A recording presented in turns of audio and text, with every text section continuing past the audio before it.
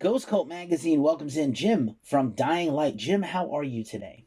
I'm doing great, man. Doing great. Thanks a lot for having me on. I really appreciate it. Yeah, thanks for being here. We appreciate you. Happy New Year. Happy new record on the way.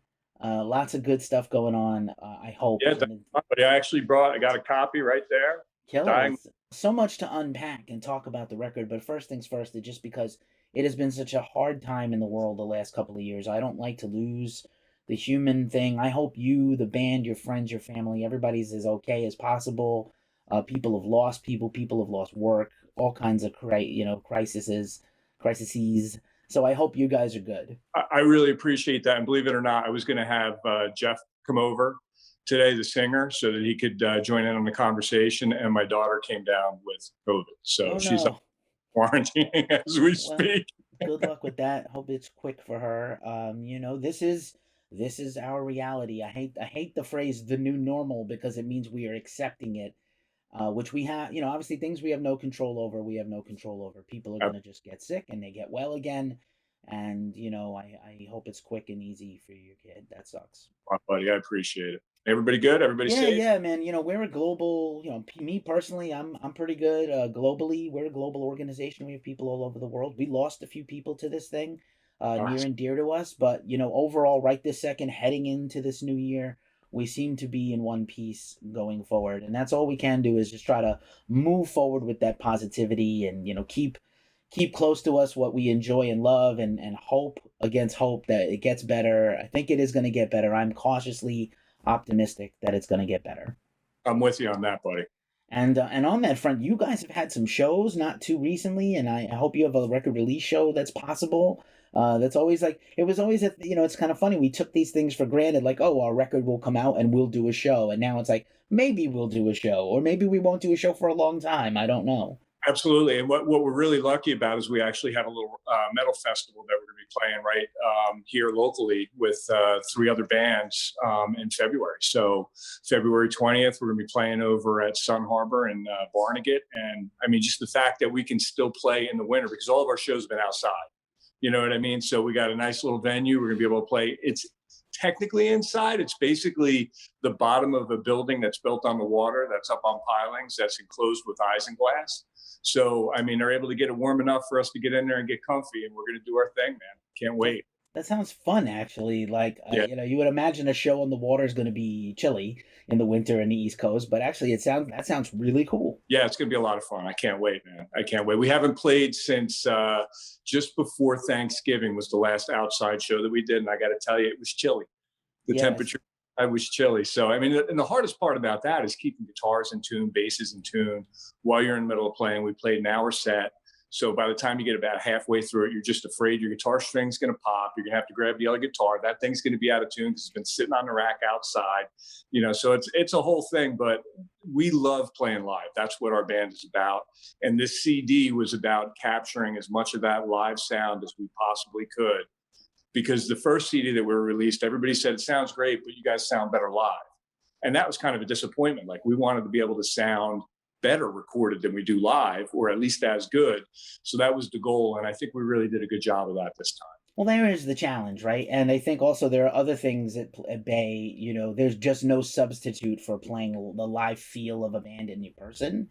And, Absolutely. and the studio is by nature to record sound a sterile environment, and unless you're all playing in a room or tracking together or tracking scratch tracks while somebody else is actually recording, it's really hard to get that vibe. I played in a band 20, 25 years ago now, and Mhm. it was that same kind of challenge. We were such a good band live, I think. Maybe not, Yeah. but I thought we were good live, and then the records would never sound quite as good live until we made one live in the room. Right. And one band that comes to mind that always had that problem was the Cult. I don't know if you're a big Cult fan, but those guys sounded amazing live. And then you put on their CD and you're like, what happened? Right. It just wasn't a good representation. Although interestingly enough, people don't give enough credit to that. I know a lot of people talk about like Doctor Feelgood and Justice for All and the Black Album in terms of big rock and metal drum sounds, but it's actually loved by the Cult that had that big, Oh yeah. dry but also echoey like toms and bass drum sound that was copied by everybody, and they were probably copying like ACDC or Oh, the overproduced Def Leppard records, which I do love Def Leppard, but like, without the sheen. But the Cult is really the band, like in 87, 88, when they really kicked that sound off, and a lot of people copied them. Absolutely, absolutely. They had great. I mean, they really did. They were one of those bands that I think are really underrated for their time. For sure. Ian is probably a little better on record than live. Depends on the night. But I love them. I do love them. I saw them, I'm gonna say 4 years ago last time. So, like these bands are not gonna be around forever, people. Go see your favorite bands while you can. The first time that I saw them was like, I'm going to say it was probably like 89, 90-ish with Metallica on the Justice tour. And I mean, to come on before Metallica, that's a pretty big shoe to fill. And they did a great job. I did not pay Jim to talk about Metallica while I'm wearing my Metallica shirt, but just mentioning that I'm wearing my Master of Puppet shirt. But yeah, that's awesome. Yeah, Cult, yeah, they got big off of that, and but they were big in their own right too. They were a big band, for a spell. They had some great iconic songs. Let's dial it back before we talk about this new record. Let's get like the comic book origin story one, the superhero movie, first 10 minutes of this band and how this band came to be, because you guys have a very, a little bit of a, a lot of similarities, but also a few differences in your backgrounds and styles. So, I'll go back to the beginning. I was in a band called Mudface out in Chicago, right? And it's not to be confused with the Mudface that's out of California. That's a thrash band. We were pre that Mudface, and we were kind of like a heavy grunge kind of a sound band. And after a while, it just stopped moving forward. And I ended up coming back to New Jersey and just getting a regular job and becoming a regular Joe. And I did that. I stopped playing music for almost 10 years. I just completely gave it up. It wasn't something that was in my wheelhouse anymore. I just started, doing things that you do when you're, in your late 20s and 30s. I got, married, had a family, did all that kind of stuff.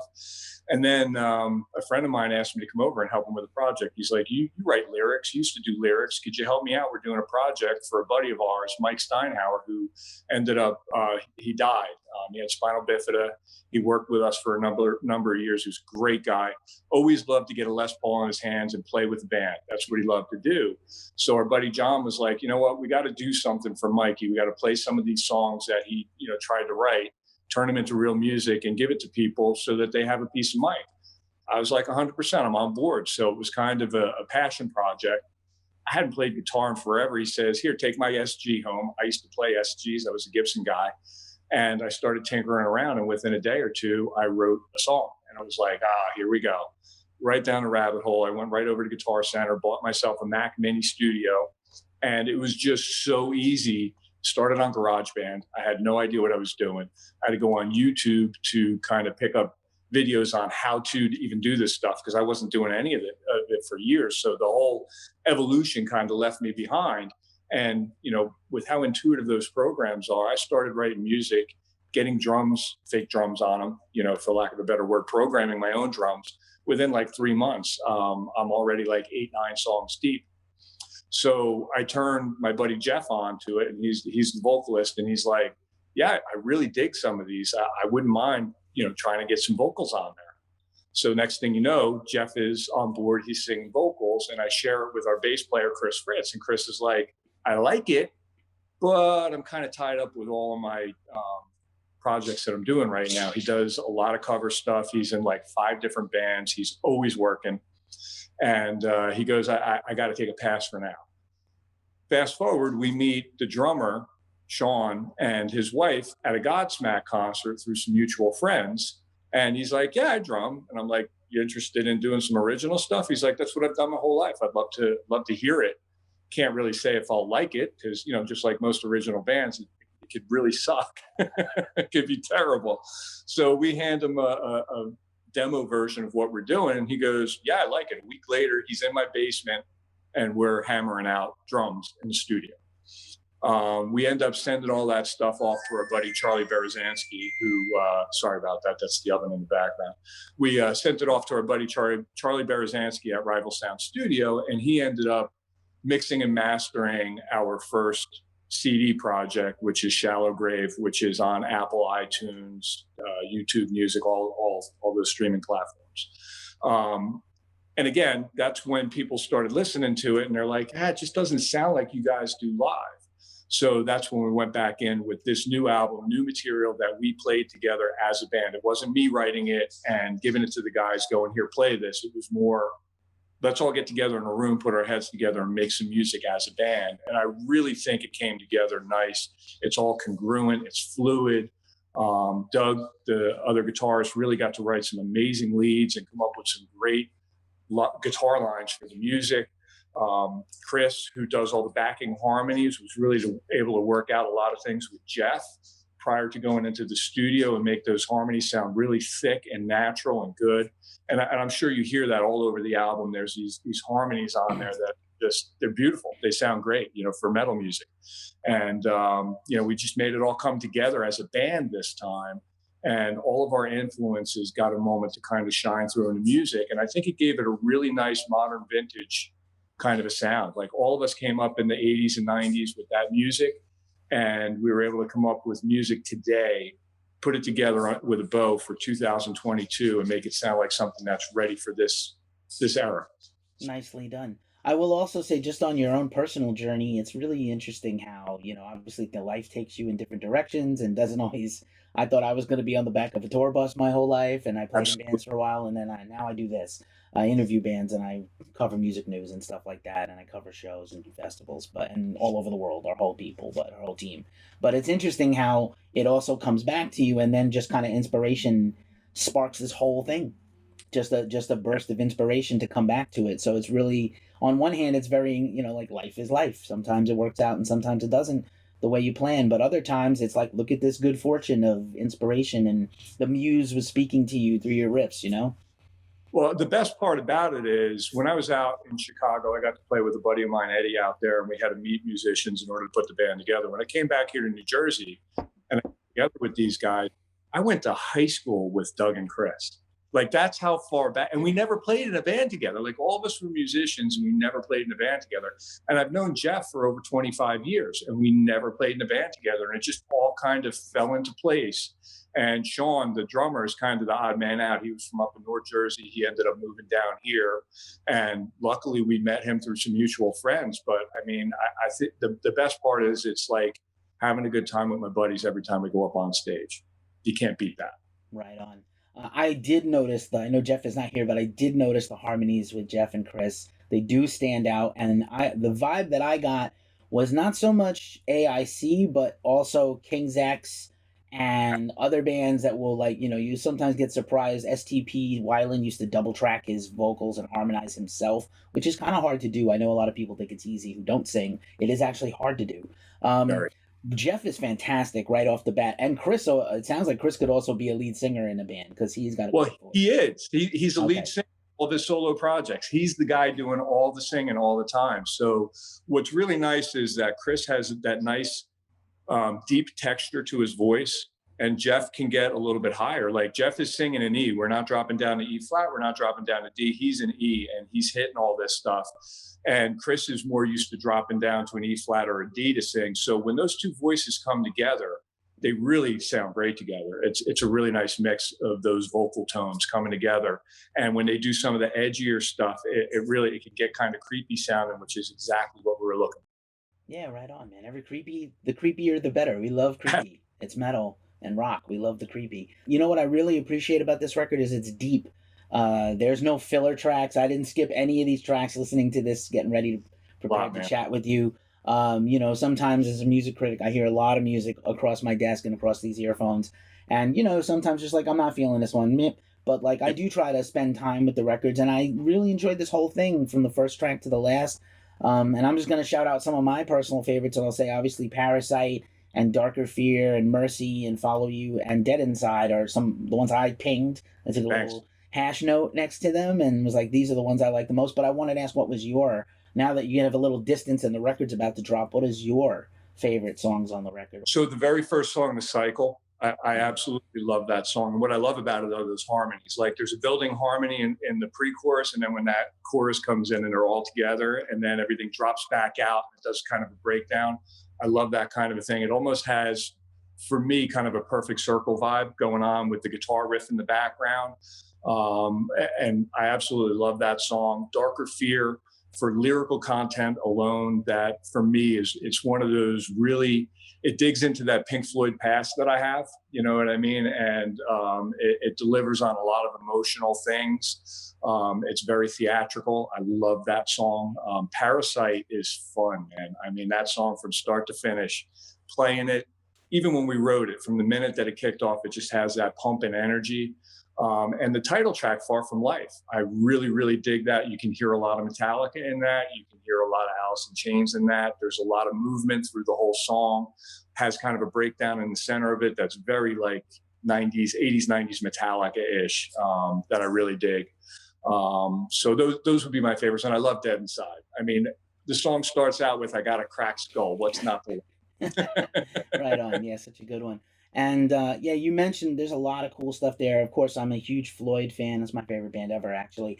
But I There was you gonna go. say, like, on the second listen, when you like, I'm sure when people think of your band, they, oh, this heavy band from New Jersey. But Mhm. actually, I think there's a lot of really cool. You mentioned the guitar interplay. There's a lot of layers and a lot of cool little guitar stuff and textures. And you mentioned the Cult, and you mentioned Pink Floyd, and you mentioned Alice in Chains, and these are bands that live in this realm where they, like, if you're not listening actively, you could miss little things, or you rediscover. I'm still listening to like my Floyd records, and I hear them on vinyl now for the first time in a long time, and I'm like, oh, I missed that part in, Dogs, that I never noticed. There's like a little third guitar part during the verse that you would almost not ever hear on radio or on Spotify because it's Headphones are key. And you put on headphones, you hear so much more that you yeah, don't hear just regular listening in a room. It's yeah. amazing.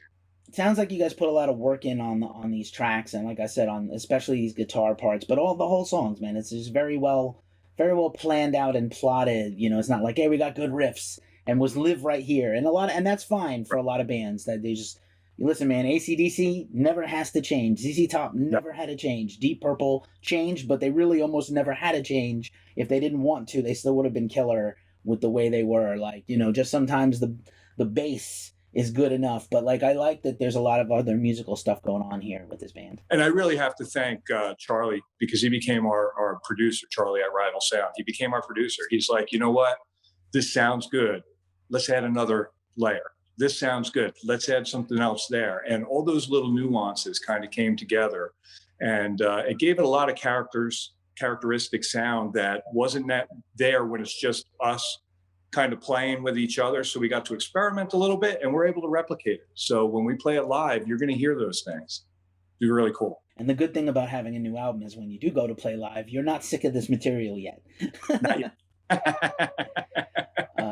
Bands that have been around a long time or just whatever period of time, you get that first record, and that first record is usually the thing people attracts to them to you, and then you get sick of those songs. So it's good to have a deep new record you're not tired of yet. Well, I love the Bruce Dickinson philosophy, man. Keep moving forward, keep making new music, keep putting it out there. I mean, if you're a creator, that's what it's all about. If you're somebody who's got a little bit of that creative bug that, like I'll go down in the basement, my wife hates it. I'll go down there sometimes 8 hours at a time because I get lost. You know what I mean?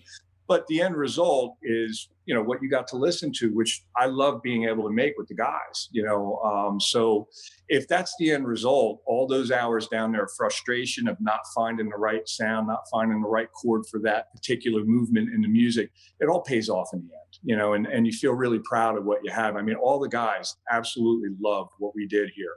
I was talking to the guitarist about a couple weeks ago, and he said, it's surreal. Like, I put it on and I can't believe we did this. And for him, he never really did an original project since he was in high school. So this is his first one. And it's all been cover songs for him ever since. So for him, it's like a really cool thing to be able to say to people, hey, man, this is my band. This is my music. And it's really cool to be a part of that. Right on. There's no shame in playing covers. Every band starts out as No, a cover band. Metallica absolutely. used to play covers and lie to people and tell them they wrote these songs because they were all, niche bands from Europe that Lars knew. So, like, there's no shame in covers. Covers are fun. Covers make you a better musician. They really do. Like when you break down a cover of a song that, especially if it's like, like a Soundgarden tune or something like that, you find all these little nuanced guitar parts on that maybe you didn't know or didn't hear, and then when you're doing the breakdown, you figure out that stuff is on there, and it makes you a better musician because you start to learn the fretboard better, you start to learn accompanying chords better, you start to learn all those little things that make it more musical. And that was really the biggest goal for us, was to make this thing musical. As much as we love heavy, we didn't just want it to be, like you said, riff in your face, punching you the whole time. We wanted to have some stuff that you took a breath and you were like, oh, wow, that actually sounds pretty good, man. I like what they did there. So that's what we were hoping to achieve. Nice. I'm just gonna put the bug in your ear. I like Jeff's voice, and I think he could do justice to like a Cornell Soundgarden track, dude. Absolutely. Absolutely. And he can. I mean, that's the thing. He can hit that stuff. It's amazing. Like, it blows my mind. Our other singer, Chris, is like, how do you do this? Because he can't get that high of a range, where Jeff just naturally has it. And this is a guy that sang in the shower for most of his life, you know what I mean? Guilty as charged as well. We all kind of sing in the shower, But yeah, Cornell was one of a kind. But yeah, I feel like Jeff would rock it if you guys go that route. Do you have a favorite cover another band has done that you just love as much as the original? I love Man in the Box. I mean, and we'll play that song. And like I said, we're keeping it at E. We're not dropping down to E flat. And Jeff can still hit it. I mean, it's amazing to me that he's able to do that. Like, Lane Staley was an amazing singer. For Jeff to be able to sing it a half step higher, it floors me that he has that ability. And he's like, what? This is just what I do. Oh, and they make it look easy. It makes you mad. Yeah. Or just me. So yeah, man, that's awesome. If you had to, we're talking so much guitar stuff. If you had to like single out your favorite, we've talked about a lot of bands, but if you had to pick your favorite like 5 riff lords, the best riff writers in your life or that you're a fan of, who would you pick? Tony Iommi is without a doubt one of the best riff writers ever. Jerry Cantrell, I mean, that guy he blows my mind, the stuff that he does. Dave Gilmour has always been my lead guitarist. Like, if I could play like Dave Gilmour, man, I'd just be done. I'd be like, all right, I don't have to learn another thing. That guy is just 90% of it falls into a pentatonic scale, but it's his timing and the way he's able to float above the music and the way he does it. It's just, to this day, there are riffs that Dave plays and I'm like, I just can't quite get the tone that he's got going there. So yeah, I mean, I love, obviously James Hetfield. He's an amazing riff writer. That guy, they call him a riff machine. He just goes into a studio and he bangs out all these crazy riffs in no time. And I've always been a fan of like Pantera. I mean, those guys, they're Dimebag. He was amazing. He was a god amongst men, when it comes to guitar. I mean, I can't say that I always loved his tone. There were times that his tone kind of was a little bit grating for me. I like a little bit more. That MIDI range isn't quite my thing, but I mean, that guy could write and play music like nobody's business. I mean, that guy, yeah, I could go all day. I mean, these guys were such amazing musicians, and they totally inspired everything that I do. Masters. Dime, man, what a loss. Who knows what music he'd be making now? I know. 18 years later. Hard to believe. Time is ticking on. Yeah, that's a great list, man. Would be most of my list too, actually, to be honest with you. Yeah. Can't go wrong with those guys. So yeah, man, you got the show coming up, a little metal festival on the water.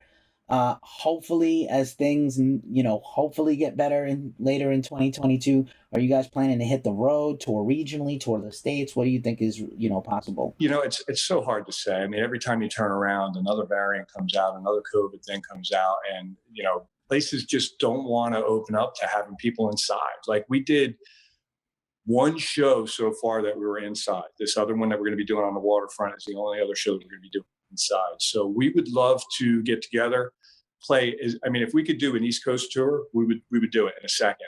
The hard part's going to be if it's all inside venue. You get those rain dates, you get those things that happen that are out of your control, and you got to start all over. Erase the chalkboard and start from scratch again. So if we can get a tour going, we're going to do it. That's what we want to do. There you go. I know Northern Jersey has some killer venues. I'm not sure about, I don't know the South too well, but I know Dingbats has been having shows. Yeah. QXR in Newark. I know that's like almost going to New York City for you. Ugh, nobody wants to deal with 95. But anyway. Even like Stone Pony, any of those places, we're ready. We're ready. So we're putting together a press kit. We're going to try and get into all these venues as soon as possible. I think if they just give us a chance and they take a listen to the CD and even go on our Facebook page and listen to some of our live shows that we have on there, they're going to see like we're bringing it, man. We're not some band that you're going to listen to on a CD and we can't reproduce it. Like we do it live, and that was our, it's always been the goal for us to sound good live, and that's what we're about. It's important. It's important to do that. Live is where it's at, man. And listen, I like the live streams. I watched the rebroadcast of the Killswitch Engage live stream this weekend, and he did an amazing job with a pro camera team and a great venue. But like, nothing will ever replace a live concert for me personally. As much as I like the comfort of my home and my own snacks and sitting in my drawers and watching the big screen, like it's not the same as being in person with people. Bro, when you feel that bass drum kicking you in the chest, it's when you know the next part is coming in with that solo or that riff or that whatever. There's nothing like it. And I hope people, I know, different across different generations, this technology is wonderful, but it also spoils us a little. And I hope that people don't lose their love for live music anywhere in the world, because it's really important. I agree with you. I mean, my very first show, going all the way back, it was Tesla and Poison. How funny is that? But I'm a big Tesla fan. I love Tesla. And when I found out they were coming, I had to go see them. And when I saw them live for that first time, and I'd seen other live bands, don't get me wrong, but I never saw like the real professional, signed band live. And it just blew me away, man. Like how good they were. I don't know if you've ever had a chance to see them live. They're one of those. Tesla once back in the day. They bring it every time, man. Like they every time they sound amazing. I will confess that even though I was like pretty much a thrash metal kid in high school, I also had Poison tape. Oops. Anyway, nobody was checking my credibility back then. They looked like cute chicks. I didn't know it was dudes. You learn about yourself all the time. They make great songs. Bret Michaels is great. I actually sincerely hope that Motley Crue gets to do that tour and that Vince gets into something. They've been holding it now for 2 years. 2 years. They're trying to do that tour. Who doesn't want to see? If you've never seen Crue, go see Crue. Even if Vince is not good, go see Crue, because the Crue spectacle is the thing you're going for. It's amazing. Def Leppard is still great live. I'm sure Poison's going to be great live. Joan Jett is on that tour. Don't sleep. Go to that tour if it happens. It happens. And man, Poison is awesome too. I'm not gonna I'm not gonna rain on them and be fake and say I didn't always like them. I did always like them. We all were back in that generation. You know what I mean? Like a good song is a good song. I mean, you may not like what a band is about with makeup and all that kind of stuff. And I was never one of those guys. I was never put on makeup kind of guy. But you have to admit they have some good music. And if you're gonna mock people for makeup, you got to mock Bowie. Who's gonna mock Bowie? You can't. Nobody. I mean, like, there's a you can make a case that kind of Rob Zombie has a quote about Alice Cooper that like anything you can think of as a metal band, Alice Cooper did it already 50 years ago. But it's like Bowie also has been wildly copied and imitated and tributed by so many bands and across rock, metal, indie rock, pop. And the Kiss makeup, Kiss. I mean, come on, we all loved Kiss when we were kids. Right. I interviewed Joe Bouchard. I interviewed Albert Bouchard from Blue Oyster Cult recently. He's got a solo album out, and he was like, nobody likes Kiss for the songs. You like Kiss for the show. And I was like, oh my god, he went there. Comparing Blue Oyster Cult to Kiss, which was fun. Yeah. Well, lots of fun. But like, go see your heroes if you get a chance. Kiss is not going to be around forever in this form. Maybe some other kind of Kiss, but like go. If you can see Gene and Paul, go see Gene and Paul before it's over. And go see your bands. Go see Cooper. He still puts on his guy's like 73. Still puts on an incredible He's probably show. one of the greatest showmen ever to grace the stage. I mean, he did it all before anybody was doing it. Anybody who says that they've got an original stage act, like you said, they're lying. Alice did it. He did it all first, man. Just for a last question, because I was spying on your Instagram, as we're one to do in social media world, and I have to ask, where can I get a pair of Dying Light Vans? Because that is one of the coolest things I have seen in a long time. Oh, dude, how cool is that? Well, what I did was I sent them our logo, right? Because they have, I don't know if you've ever gone on the Vans page, you can make custom Vans on their page. Not in a while. So you go on their page, and I sent in that logo, and they sent me back that it was a copyright infringement. So I had to get on the phone with them. And I'm like, what are you guys talking about? They're like, well, that's a video game. You can't. I'm like, no, no, no, no. This is a local band. Our artist drew this. This is an original rendition. So they made me sign a piece of paper stating that this was original art that was for these particular bands. So if you want a custom pair of Vans after this is over, IM me. I will send out to bands, get your size made for you, and I'll ship them out to you for real. Oh, no I'll do way. All right. Dude, because I'd rock them. That was so cool. I was like, oh man, I didn't realize you could do that. I know you can make like get custom docks and things like that and sketchers. I guess Vans also. I've been sleeping on my Vans then. So yeah, man, we'll definitely connect on that. And I'll tell you what, just so you know, the custom Vans, they feel different. They're more comfortable than the ones you buy in a store. I swear to God, I'm not making that up. They just feel better. It's amazing. Right. The power of a logo. And and Vans. Right. Vans has always been cool. They always supported bands and music and skate culture and rock and punk and metal. Good stuff, man. Jim, thank you so much for hanging out with us. Congratulations on this record. And Thank you. I wish you all the best success. Get well soon to your daughter. But more than that, and in addition, good luck with the shows and everything. And I really hope we get it all back because we need to get it all back for the We sake do. of the music. We really do. Thank you Okay. very much. Can't believe that you guys had us on today. It was Yeah. awesome. Came together kind of quick, which was great because I'm always better when it comes together quick. If I have too much time to think about it, I get nervous. So Oh, you're I really perfectly fine, man. Thanks for hanging out with Ghost Cole. We really appreciate you as well. And we'll see you on the road, hopefully. thanks a lot, man. Appreciate